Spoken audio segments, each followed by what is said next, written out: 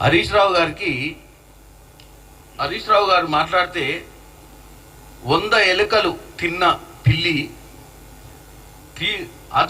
తీర్థయాత్రలకు పోయినట్టుందని ఉన్నట్టుకుంది. ఎందుకంటే అసలు ఈ రాష్ట్రంలో ఈ బూతుల పురాణం అంటే ఇప్పుడు మనం మాట్లాడుకోలేనంత విధంగా మాట్లాడిందే వీళ్ళు. ప్లస్ ఆయన రాసిన లేఖల నెంబర్ 1 ఆటంకవాది అన్నందుకు మేము ధర్నాలు చేసినామని చెప్తుండ్రు. నెంబర్ 1 ఆటంకవాది అన్నందుకు ధర్నాలు చేయలే.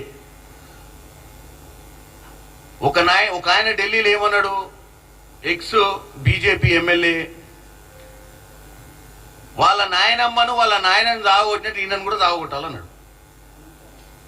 ఇంకొక MLA sitting MLA Shiv Sena MLA ఏమన్నాడు, రాహుల్ గాంధీ 4 కోసుకొస్తే 11 లక్షల రూపాయలు ఇస్తా అన్నాడు.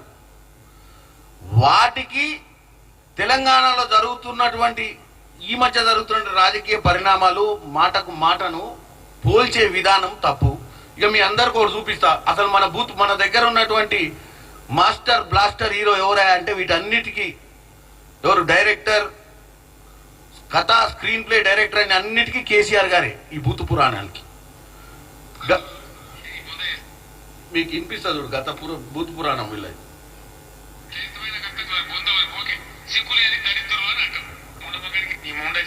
అందుకే మిమ్మల్ని పిచ్చి కుక్కలు ఉంటాం. ఎవరో మీలాంటి కుక్క నక్కగారు ఖరాబ్ చేస్తామని చూసుకుంటూ కూర్చుంటామా? హౌల పుస్తకాలకి మాట్లాడకుండా వాళ్ళంతా సోషల్ మీడియాలో అన్ని అబద్ధాలు ప్రచారం చేస్తాం. ఇదా ఒక్కటన్నా వాళ్ళకి సిగ్గు శర్మలు ఉందా? సిగ్గులేని దరిద్రులు అంటే హిందీలో పెట్టిన పోస్టులు ఉత్తర భారతంలో ఇప్పుడు ఎలక్షన్ జరుగుతుంది కదా.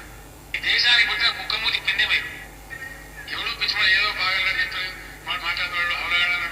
మరి మీరెందుకు పోతారు కళ్ళాల కాడికి? ఏం పీకెందుకు పోతారు? ఏదో పెద్ద పీకినట్టు పడగొట్టినట్టు ఇంత అసహనమా?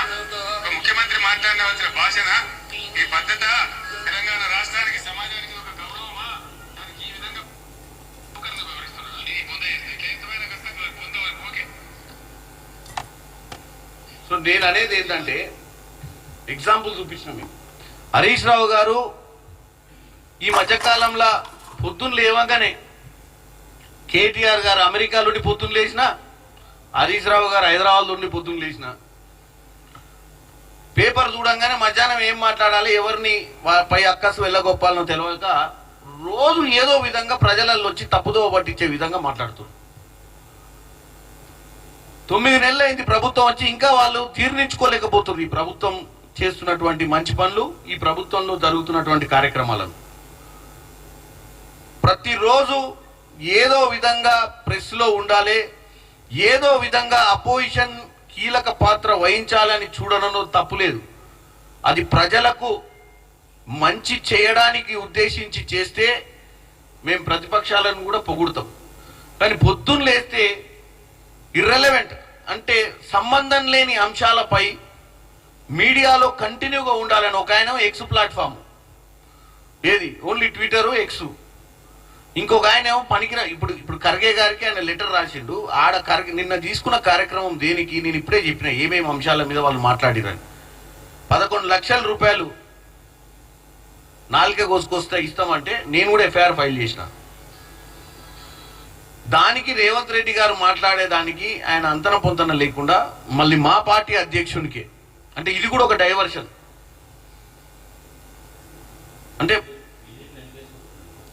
బీజేపీని ఎన్కేసుకొస్తున్నాను కూడా అనుకోవచ్చు. ఎందుకంటే వీళ్ళిద్దరి మధ్యన అండర్స్టాండింగ్ ఉంది, ఏం పెద్ద కొత్త కాదు కదా. ఈరోజు బీజేపీ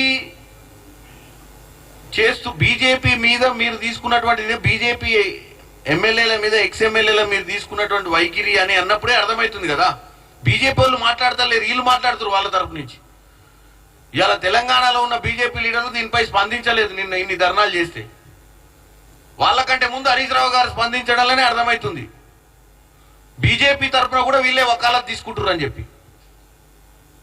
కాబట్టి నేను ఒకటే చెప్తున్నా, ఇట్లాంటి సేమ్ ఆడ జమిలీ ఎన్నికల గురించి ఎట్లయితే డైవర్షన్ పాలిటిక్సో ఇప్పుడున్న పరిస్థితుల్లో కేవలం ప్రజలను తప్పుతో పట్టించేటువంటి ప్రయత్నాలే అందరు చేస్తున్నారు.